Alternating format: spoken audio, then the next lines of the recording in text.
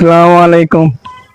ওয়ালাইকুম আসসালাম ওয়া রাহমাতুল্লাহি ওয়া বারাকাতুহু। মিনারুল, তুমি কেমন আছো? আলহামদুলিল্লাহ, ভালো আছেন? আলহামদুলিল্লাহ ভাই, ভালো আছি।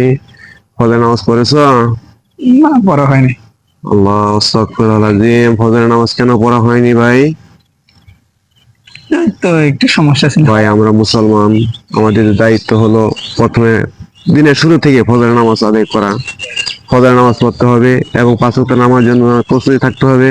কারণ যেহেতু আমরা মুসলমান, কোনো মুসলমানের কারণে জন্ম নিয়েছি, আমাদের মেইন কাজ হলো কি আল্লাহর হুকুম। রাসূল সাল্লাল্লাহু মাধ্যমে আল্লাহ আমাদেরকে যে হুকুম নাজিল করেছেন, পাঁচ ওয়াক্ত নামাজ আমাদেরকে পড়তে হবে, আমাদের দাওয়াত দিতে হবে। নামাজের দাওয়াত দিতে হবে, নামাজ পড়তে হবে, হ্যাঁ। আর নামাজের দাওয়াত সবাইকে দিতে হবে, নামাজ না পড়লে হবে না, নামাজ পড়া লাগবে ভাই, ঠিক আছে। জি। আর আমরা কি করব? অন্য ভাইদেরকে নামাজের দাওয়াত দিব, নামাজ